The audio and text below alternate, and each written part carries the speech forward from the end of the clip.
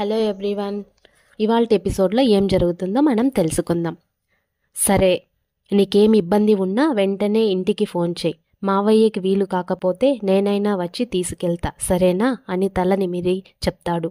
ఇందు నవ్వుతూ సరే బావా, నువ్వేం టెన్షన్ పడకు, సరే వెళ్ళొస్తా అని వెళ్ళిపోయాడు.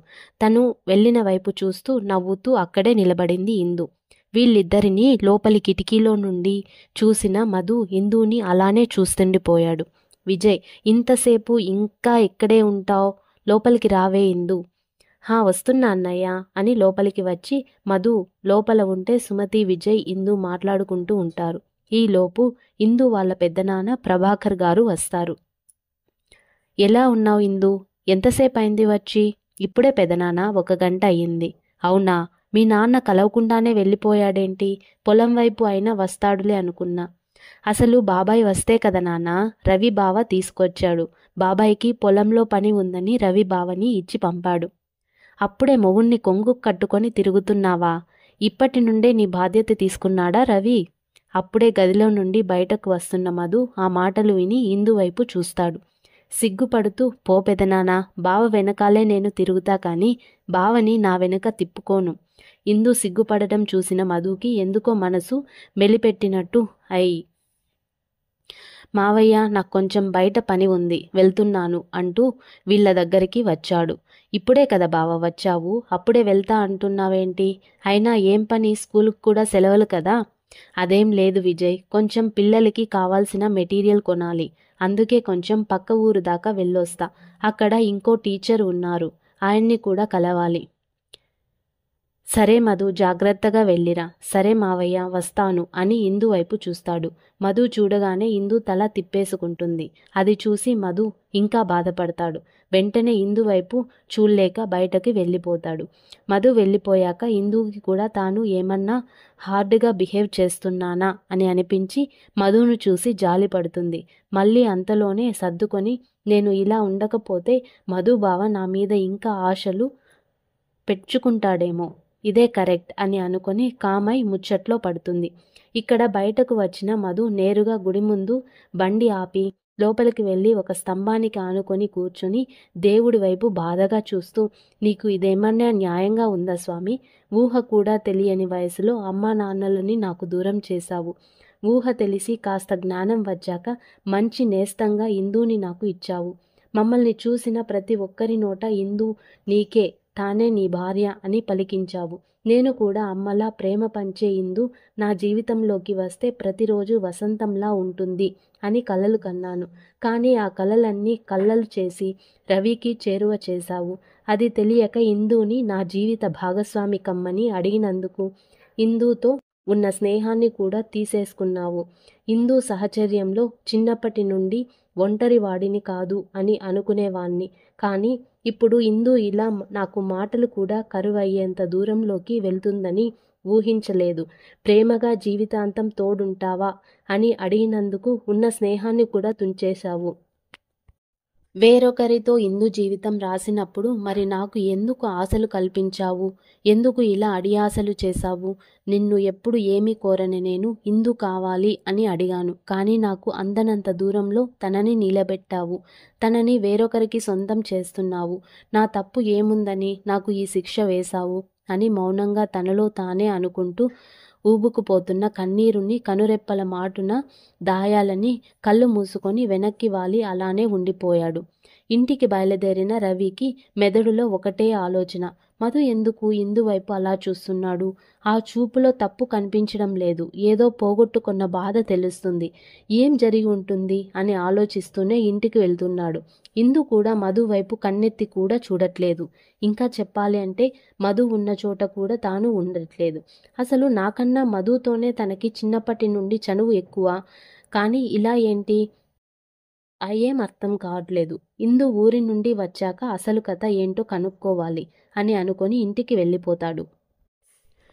ఇందు మొహం చాటేసి తిరగడం, మధు ఫీల్ అవ్వడం కామన్గా జరుగుతూనే 2 రోజులు గడిచి విజయ్ హాస్టల్కి వెళ్ళిపోతాడు. మధుకి కూడా సెలవులు అయిపోవడంతో తను కూడా స్కూల్కి వెళ్ళిపోతున్నాడు. అలా 1 వారం ఉండి వెళ్తున్నా అని ముక్తసరిగా చెప్పి సత్యం గారితో ఇంటికి వచ్చేస్తుంది. మళ్ళీ ఇక స్టార్ట్ రవి ఇందూల గోల. అలా ఇందూ పలకరింపులు, రవి రుసరుసలు మధ్యకాలం గడుస్తుంది. ఇంతలో ఒకరోజు నాగయ్య గారు రవి దగ్గర ఇందూ రవిల పెళ్లి గురించి ప్రస్తావన తెస్తారు. ఆ మాట వినడంతోనే గొడవకు లేస్తాడు రవి. నాగయ్య గారు ఎంత నచ్చ చెప్పినా వినడు. ఝాన్సీ గారు కూడా చాలా బతిమాలతాడు. అయినా ఉపయోగం లేదు. ఏం చెయ్యాలో అర్థం కాక తలలు పెట్టుకుంటారు. ఇద్దరూ ఒక్కగానొక్క కొడుకు ఇష్టం కాదు అనలేరు. అలా అని సత్యంతో ఉన్న బంధుత్వం వదులుకోలేరు. ఏం చెయ్యాలో అర్థం కాక సత్యం వాళ్ళ దగ్గర పెళ్లి మాటలు కదిపినప్పుడు విషయం చెప్పొచ్చు అని నిమ్మకుండిపోతారు ఇద్దరు. ఇక్కడ ఇంట్లో గొడవ పెట్టుకొని వచ్చిన రవికి ఏం చెయ్యాలో పాలుపోక అలానే పొలం గట్టు మీద కూర్చొని ఆలోచనలో పడతాడు. అప్పుడే వాళ్ళ నాన్నకి భోజనం ఇవ్వడానికి అని వచ్చిన ఇందు దూరంగా కూర్చొని ఉన్న రవిని చూసి, ఇదేంటి బావా ఇక్కడ ఇలా ఖాళీగా కూర్చున్నాడు? చూస్తుంటే పొలంలో పని కూడా ఏమీ లేనట్టుంది. దగ్గరికి వెళ్ళి అడుగుదాం అని రవి దగ్గరికి వెళ్తుంది.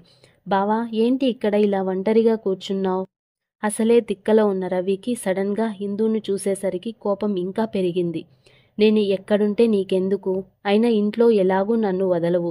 కనీసం ఇక్కడ కూడా ప్రశాంతంగా ఉండనివ్వవా? అదేంటి బావా అలా అంటావు? నేను నిన్ను అంతలా విసిగిస్తున్నానా? కోపంగా రవి నోరు తెరవబోయేంతలో అటువైపు వెళ్తున్న ఒక ఆమె, ఏంటి రవి బాబు అప్పుడే పెళ్ళాన్ని వేసుకొని పొలం గట్టంట తిరుగుతున్నావా? పెళ్ళి కూడా కాకముందే పిల్లతో అప్పుడే క్యారేజీలు మోయిస్తున్నావా? ఎంతైనా జంట చూడముచ్చటగా ఉంది అని నవ్వుకుంటూ వెళ్ళిపోయింది.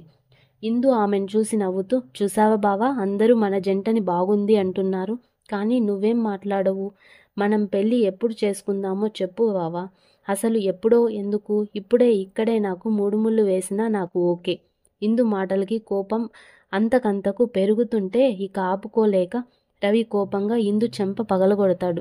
రవి కొట్టిన దెబ్బకి దిమ్మ తిరిగిపోయినట్టు ఏడుస్తూ రవి వైపు చూస్తుంది. రవి కోపంగా వేలు చూపిస్తూ, ఇంకోసారి నీకు నాకు పెళ్ళి అన్నావో చంపేస్తాను జాగ్రత్త.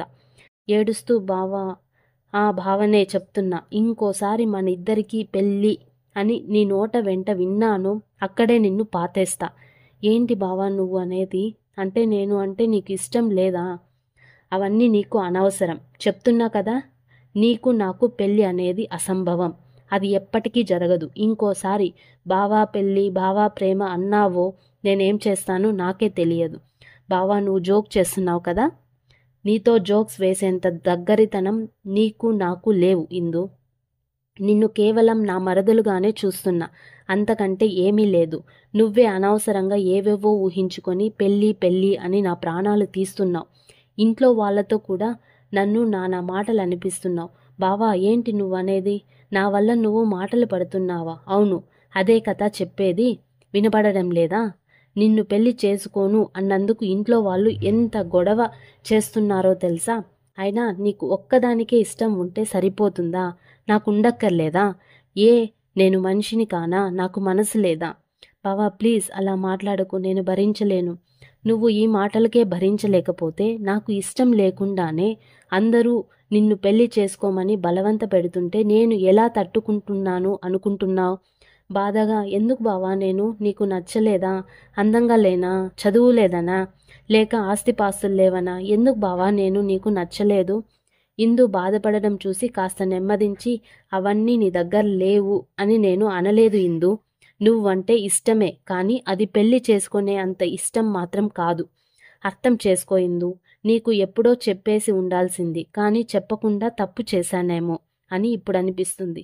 నువ్వు నా మీద ప్రేమ పెంచుకుంటున్నావు అన్నప్పుడే చెప్తే పోయేది, కానీ అనవసరంగా రెండు కుటుంబాల మధ్య గొడవలు అవుతాయని ఆగిపోయాను. కానీ విషయం ఇంత సీరియస్గా అవుతుందని అనుకోలేదు. మనసు లేని పెళ్ళిళ్ళు, బలవంతపు కాపురాలు నిలబడవిందు.